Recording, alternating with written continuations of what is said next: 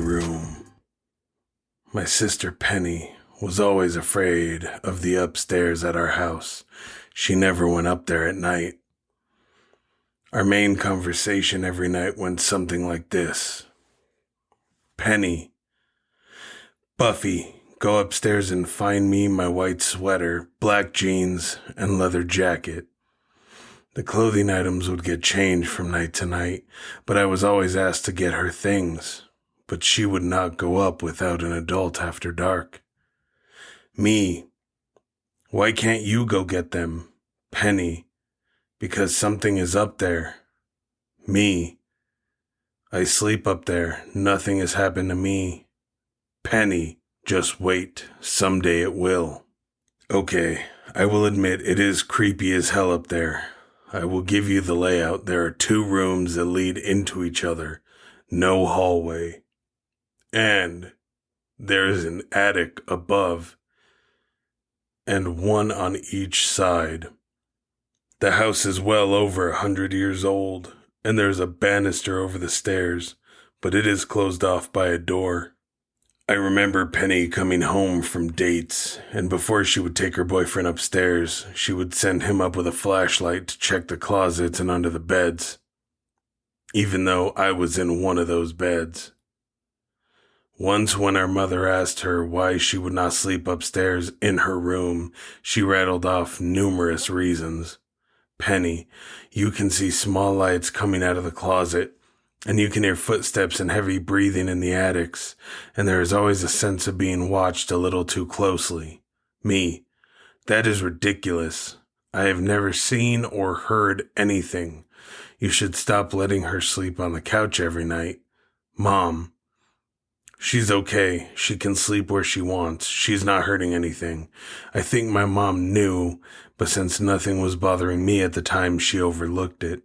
Better to have 1 daughter on the couch than 2. I even took this problem to my dad, being he was always on my side and Mom seemed that she was always on Penny's side. Eventually, my sister got married and moved out when she was 18 and I was 11.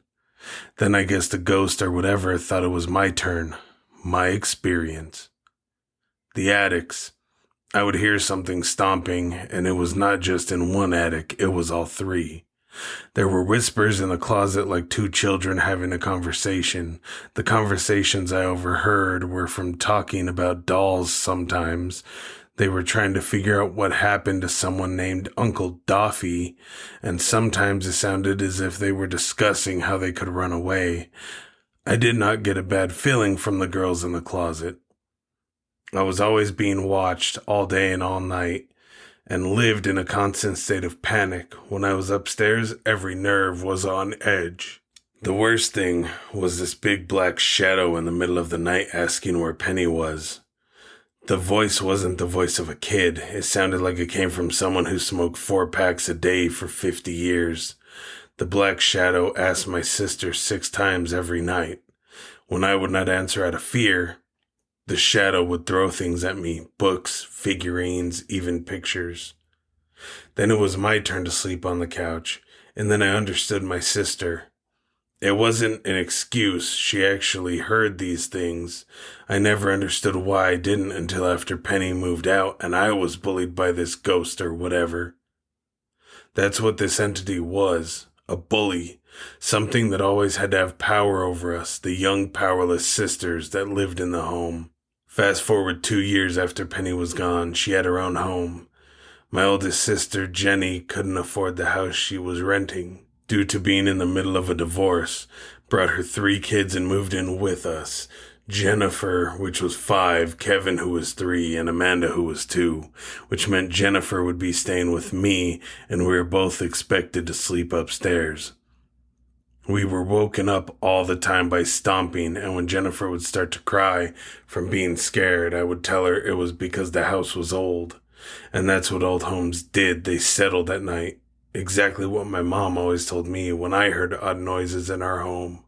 Jennifer's 6th birthday rolls around and my mother buys her one of those creepy clown dolls. You know, the ones with the plastic head, a wire body under its clown clothes, and has the most insanely evil laugh. The clown was always going off by itself at night, never during the day. One night I decided I had had enough, so I got out of bed and went over to take out the batteries. But when I opened the battery pack, no batteries were inside. I told my mom and older sister, but no one cared, for they thought it was an overactive imagination. Penny believed me, so the next day I got up and threw it in the attic, but it would still go off in the middle of the night. Then one day I came home and the doll was out of the attic and sitting on the chair across from my bed. When I asked who put it there, no one knew. We ended up burning that doll. Penny came and burned sage in our home. Now that I am grown up, my kids who like to stay with my mom always tell me about their things being moved and their chargers being jerked from the wall. But I still feel that it waits this day for Penny to come home. Maybe because she feared it the most, I don't know. But I know that the bully brought me a lot closer to my sister, whom I couldn't possibly live without now.